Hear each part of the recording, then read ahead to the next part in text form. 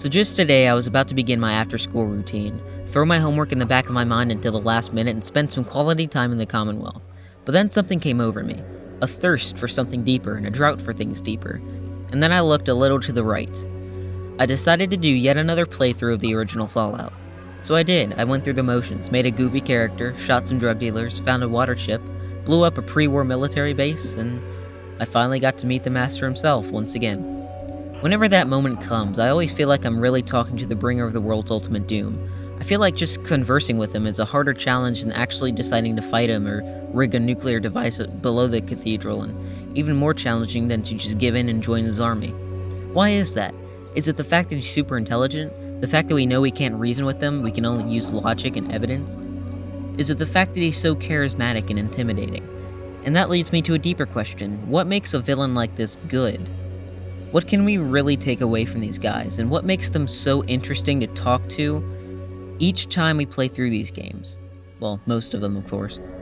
I'm going to be answering all of these questions in this video, while looking at all of the main villains that have appeared in the Fallout series, that being the Master, Frank Horrigan, Colonel Autumn, Caesar, and Kellogg.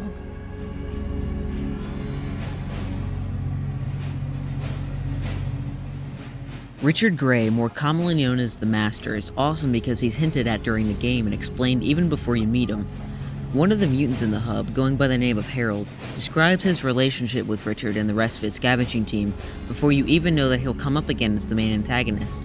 Harold, Richard, and the team went to go investigate the source for the growing mutant population at the Mariposa military base, and the last that Harold ever saw of Richard was when he was knocked into the vats by an incoming crane.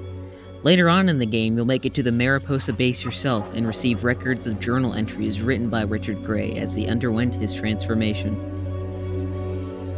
He's confused, he's sympathetic with the creatures his tentacles are consuming. He gets the ability to understand the memories that he's consuming. You read about his uprising into firmly and faithfully believing that his transformation unlocked his true potential, and that other humans should experience it with him. That belief morphs into his faith that this should be the future of all humanity, and that under this mutation, unity and true equality would follow.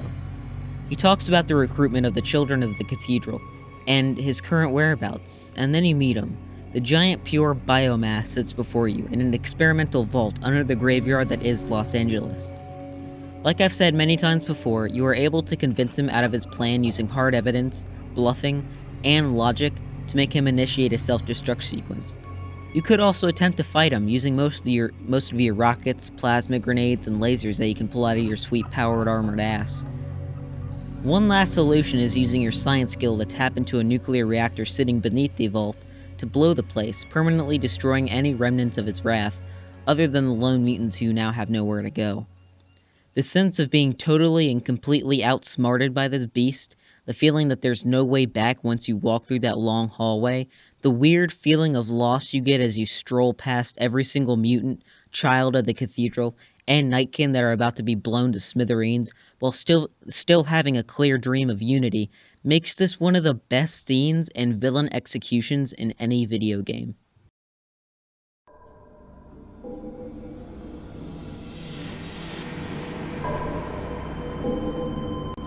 While the Master was charismatic, intimidating, and intelligent, Frank Horrigan ranks 1000 of 10 on the badass scale.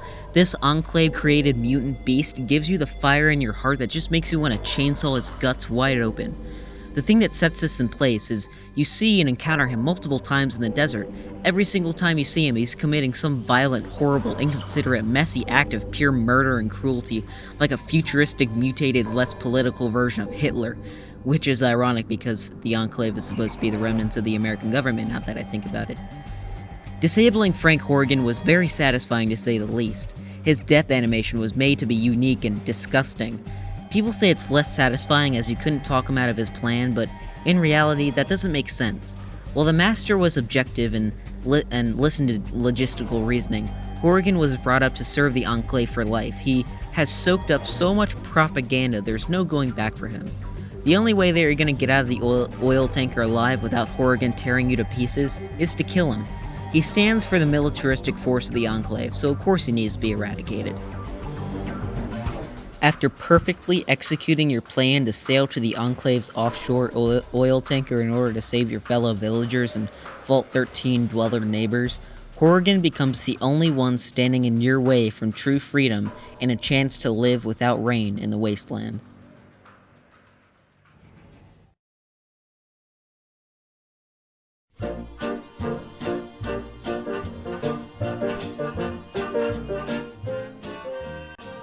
Listening to Colonel Autumn spit his poorly written one-liners at me, and then seeing the ham-fisted dialogue options that were presented to me, mixed together to synthesize one of the most dumbest experiences I've ever had with a video game.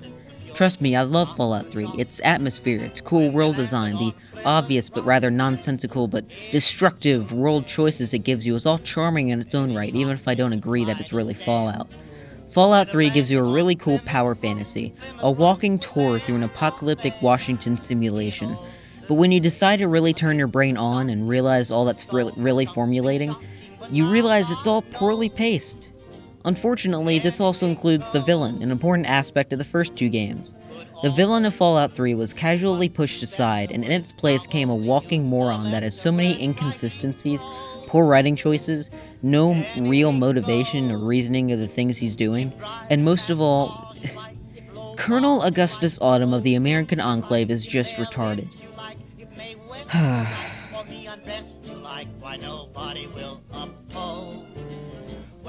You first meet Colonel Autumn when his Verdi assault team touches down onto the Jefferson Memorial. He steps out, and as you go talk things out with your just-as-retarded father, he's there in the main chamber, threatening your father to hand over control of Project Purity. Okay, that's an alright setup so far, nothing terrible, at least at face value. But let me ask you a question. Why does the Enclave need the Purifier right now? Because as far as I know, your dad has said multiple times that they are currently working to get the Purifier in working condition, so why is Autumn demanding for it now, if the Purifier isn't even working? Let's go deeper into that question. Why does the Enclave want the Purifier? We get one quote from the game that sort of explains it. Autumn says, "Soon people will come flocking to the Enclave for water." And that's about it. My father died. Many other scientists died, soldiers from your army died, you created a super-intelligent computer president as a source of propaganda, you halted the currently fine restoration of Project Purity, you stole the GEC from the player by going into a FEV and mutant-infested vault, because you wanted to be the one who activates the Purifier? There are many other inconsistencies with this character as well.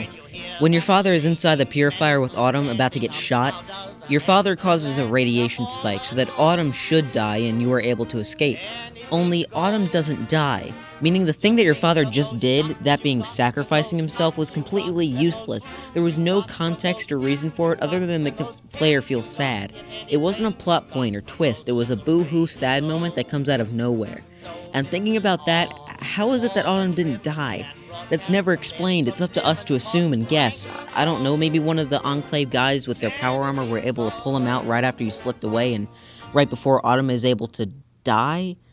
I don't know. Even what I just described was a narrative stretch. You see Autumn collapse to the floor just as your dad collapsed to the floor. It's legitimately hard for me to believe that this was unintentionally overlooked. The last flaw with Autumn's design comes at the final confrontation with him, in which you are given the option to let him go, Bethesda's poor attempt at a non-violent option for your character. I'll ask one more question to you. Why should you do this? Why should you let him go? In Fallout 1, you can peacefully deal with the villain because you're undergunned, and you know you're undergunned. There are mutants everywhere behind you, and you have evidence just in your ass pocket that proves these mutants to be sterile. You have the entire human race at stake. Why would you risk it all to pull out your minigun against this creature when you could just show the proof to him? In Fallout 3, there's just Autumn and two Enclave guys behind him. Liberty Prime is doing all the work outside, you just mowed down a bunch of guys inside. Autumn killed your father and a whole bunch of other innocents, so why now do I get this option? And under what context would Autumn leave? After all he's been through to get to this place, you just spurred out a bunch of garbage, and all of a sudden he's just like, okay, then I'll leave.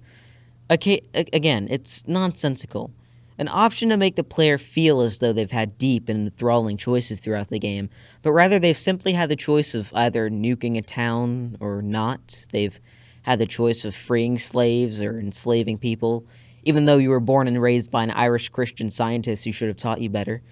I don't want to go on. Colonel Autumn is the most retarded villain I've ever encountered in an RPG, and that's that. Can I move on now?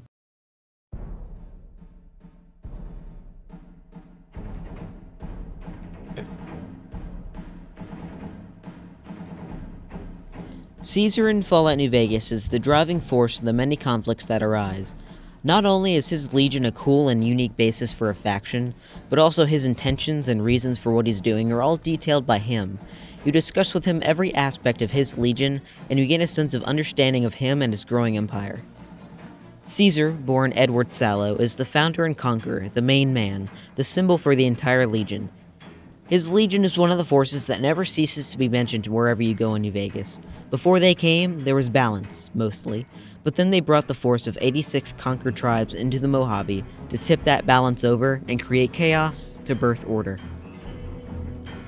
One of the most charming things that I found about Caesar is his understanding and awareness of the rest of the world. When you talk to him, he provides a clear and very real criticism on not only the NCR's governmental structure, but on democracy itself. He explains a series of concepts called Hegelian dialectics. In a nutshell, a Hegelian dialectic is made up of three things. A thesis, in this case the New California Republic, based on Old World Republic views of democracy and the rule of law. An antithesis, in this case Caesar's Legion. And finally, a synthesis, basically the product of the conflict between this thesis and antithesis. That is a mixture of both arguments, eliminating the flaws in each and leaving behind common elements and ideas. Caesar explains that he will not only destroy the NCR because of its inefficiencies, but rather because it's inevitable that it will be destroyed. Not only would the NCR Council be destroyed, but it would change the Legion as well, from a basic nomadic army to a standing military force that protects its citizens and the power of its dictator. These are the words of Caesar. These are his motivations. His motivations do not stem from personal animosity, but rather because it is inevitable to happen, that both are not protected from change, and that it's only natural that the dialectic between the NCR and the Legion resolve in this synthesis.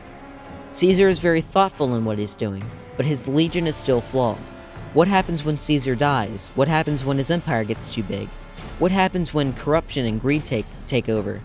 I'll tell you what, the same thing that happened to the Roman Empire. It will fall. The fact that this thought can be conjured by the player makes the Legion seem so human. They're a righteous cause, doing it the wrong way, proving the point that history is doomed to repeat itself. In addition to his careful thinking, Caesar's just an interesting man to talk to. Hearing his comparisons between the ancient Roman Republic and the new California Republic, his plans after he takes the dam, it's almost wrong to say that he's a villain. His views just stem so far from what we're used to in our comfy democratic-based society, and we automatically look at his slaves, his nomadism, his army's barbaric behavior, and can't see all the way through the empire he wants to create. All in all, Caesar is an interesting antagonist for the rest of the Wasteland, and his writing was excellent. On a scale of 1 to the master, he's pretty damn close to the top.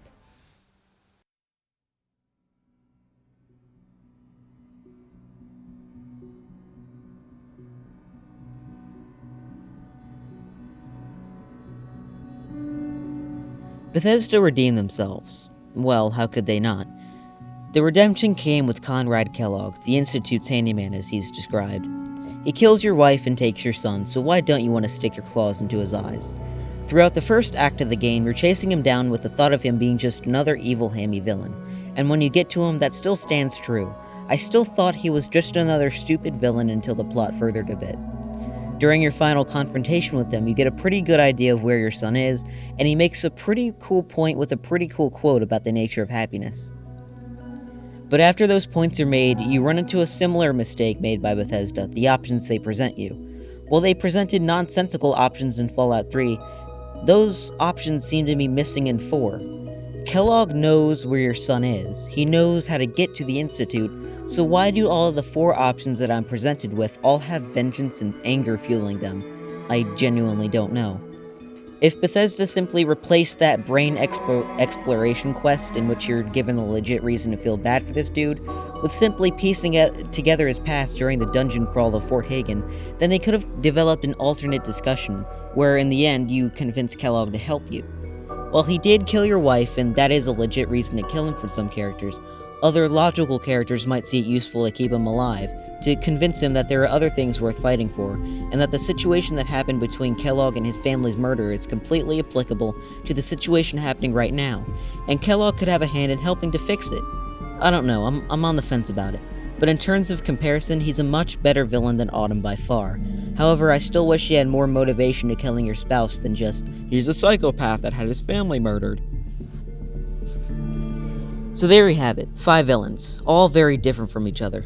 All of them are key in the player's sole motivations, and because of that, they need to be done justice. Colonel Autumn is a perfect example of how this is done poorly. Poor self-motivation and very poor reasoning to exist as a plot device. What everyone needs to understand, though, is it doesn't matter how cliched these villains might seem.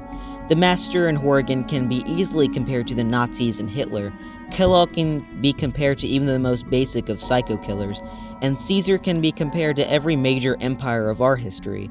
And the thing is, I don't see any sense in using these as valid criticisms. The point that Fallout, since day one, has been trying to make is that no matter what time or place in history we're in, the things we fight for and against will never change. Come on, it's a tagline. War never changes. Thank you for watching.